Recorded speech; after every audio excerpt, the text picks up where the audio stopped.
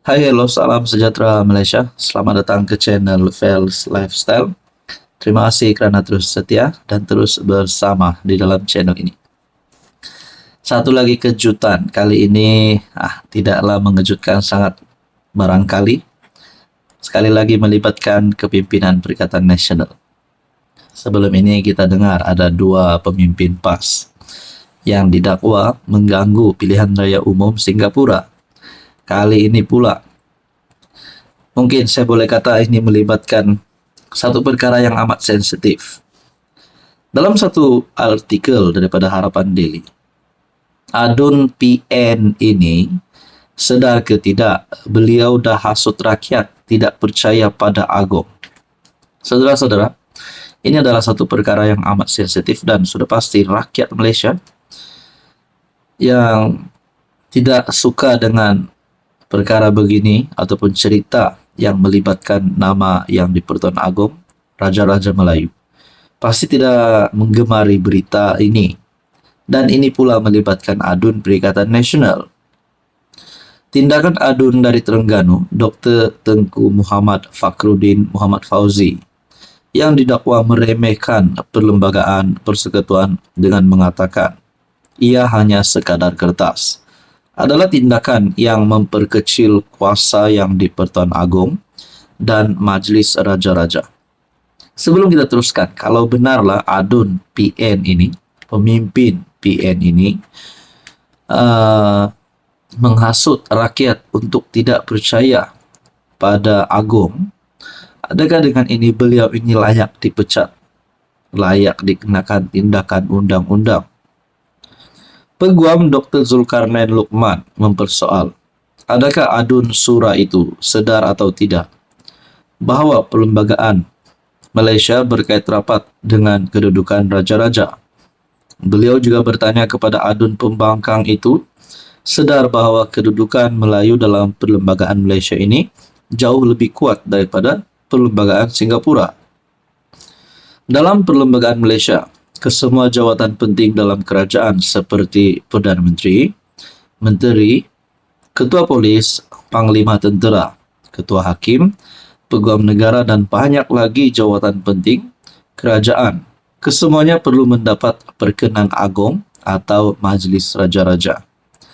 Dalam perlembagaan Singapura pula, tiada peruntukan berkaitan yang di-Pertuan Agong atau Majlis Raja-Raja. Adun ini sedar atau tidak bahawa sebarang pelanggaran perlembagaan itu adalah satu perkara yang serius dan boleh dikenakan tindakan undang-undang sama ada secara sivil atau jenayah. Tulisan Adun ini memperkecilkan kuasa dan kedaulatan Agong dan Majlis Raja-Raja, seolah-olah Adun ini menganggap Agong dan Majlis Raja-Raja ini boleh diperkotak-katikan oleh kuasa politik. Tulisan sebegini adalah satu cenderung kepada perbuatan menghasut rakyat untuk mengurangkan kepercayaan rakyat kepada Agong dan Majlis Raja-Raja. Jadi saudara-saudara, adakah dengan ini kepimpinan Perikatan Nasional yang tertinggi Muhyiddin Yassin Hadi Awang akan mengambil tindakan terhadap Adun PN ini ataupun mereka hanya berdiam diri saja? Adakah ini boleh menyebabkan gabungan PN diharamkan? Itu menjadi persoalan. Jadi saudara-saudara, apa komen Anda? Hai, hello, salam sejahtera Malaysia. Selamat datang ke channel Fels Lifestyle. Terima kasih kerana terus setia dan terus bersama di dalam channel ini. Saudara-saudara yang saya amat hormati, tuan-tuan dan puan-puan, setelah kepimpinan MCA bersuara berkaitan dengan hubungan di antara MCA dan juga Gabungan Barisan Nasional, setelah sekian lama berdekat-dekat menyokong BN, setia kepada BN, akhirnya MCA mulai bersuara. Bahkan ada bekas pemimpin MCA yang kini telah keluar parti menyertai Parti Bersatu. Akhirnya saudara-saudara, apa kepimpinan UMNO pula bercakap? Kerana di dalam Barisan Nasional ada UMNO, ada MCA, ada MIC. Tapi pada akhirnya kepimpinan UMNO mulai bersuara. Setiausaha Agung MCA pendek akal, kata pemimpin pemuda UMNO. Adakah ini akan menjadi penyebab kepada satu perkara yang membawa kepada pembubaran, kehancuran Barisan Nasional? Maksud saya, adakah MCA akan keluar BN ataupun UMNO, di mana presidennya Ahmad Zaid Hamidi dan pengurus CM UMNO BN sendiri adalah Zaid Hamidi, mungkin akan membubarkan BN ataupun mengeluarkan MCA. Nah, saudara-saudara, Nur Azlin Ambrose berkata, Setiausaha Agung MCA Chong Sin Woon gagal melihat gambaran lebih besar dalam kerjasama BN dan PH. Seorang pemimpin pemuda UMNO mendakwa Setiausaha Agung MCA Chong Sin Woon sebagai bersikap pendek akal susulan gesaannya supaya parti itu mencari haluannya sendiri. Sekiranya BN gagal menjelaskan hala tuju gabungan terbabit. Ketua Pemuda UMNO Johor, Nur Azlin Ambrose, berkata, Chong gagal melihat gambaran besar. Adakah beliau fikir UMNO suka menjadi pemain kedua kepada PH? Sudah tentu tidak, katanya kepada FMT, merujuk kepada kerjasama antara PH dan BN dalam kerajaan. Azlin berkata beliau memahami kekecewaan MCA, memandangkan kecuali di Johor tiada wakil rakyat MCA memegang jawatan di peringkat persekutuan dan atau negeri. Namun katanya MCA perlu menghargai hakikat bahawa UMNO juga mempunyai cabaran tersendiri yang perlu diatasi. Hakikatnya, selepas hampir 2,5 tahun membentuk kerajaan persekutuan bersama PH, UMNO masih belum pulih sepenuhnya. UMNO masih belum mampu menyatukan orang Melayu di bawah satu payung besar. Ia mengambil masa untuk pulih sepenuhnya, katanya. Azlin berharap MCA juga berusaha untuk menarik kembali sokongan masyarakat Cina kepada parti itu. Beliau berkata MCA mesti terus percaya kepada model pelbagai kaum BN. Adakah sebenarnya kalau MCA ini ada tidak puas hati kah nak keluar BN kah? Adakah MCA akan menyertai PN bersama-sama dengan Muhyiddin Yassin? Itu menjadi persoalannya. Ataupun MCA akan menyertai Pakatan Harapan dan juga akhirnya UMNO pun menarik sokongan terhadap kerajaan kerana tidak puas hati. Dari semua ini membingungkan. Saudara-saudara, apa pula komen Anda? Halo semua, salam sejahtera Malaysia. Selamat datang ke channel Fels Lifestyle. Terima kasih kerana terus setia dan terus bersama di dalam channel ini. Antara perkara yang paling dinantikan, antara event ataupun pilihan raya paling dinantikan pada tahun ini adalah pilihan raya negeri Sabah, PRN 17 tahun 2025.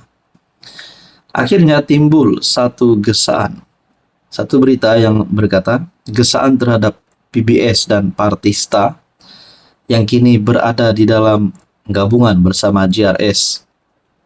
Timbul desakan terhadap kedua-dua parti ini untuk keluar daripada JRS untuk bertanding lebih banyak kerusi. Namun saudara-saudara, ini satu artikel daripada FMT, lebih baik kekal dalam JRS PBS dan STA diberitahu. Wujud dakwaan segelintir ahli parti mahu dua parti itu keluar JRS supaya boleh bertanding banyak kerusi. Persoalannya, kalau PBS dan JRS, PBS dan STA maafkan saya, keluar daripada JRS, adakah HJJ masih mempunyai kekuatan untuk mendepani pilihan raya negeri Sabah yang akan datang? Parti Bersatu Sabah PBS dan Parti Solidariti Tanah Airku STA disaran kekal dalam JRS di sebalik dakwaan wujud desakan keluar daripada komponen itu pada PRN.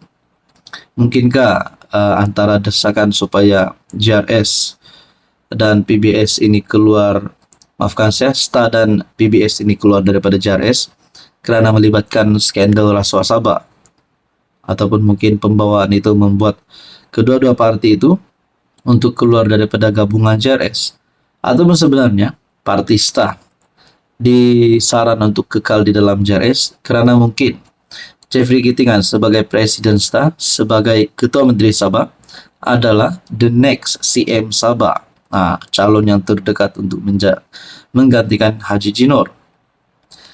Seorang penganalisis politik enggan dinamakan mendakwa.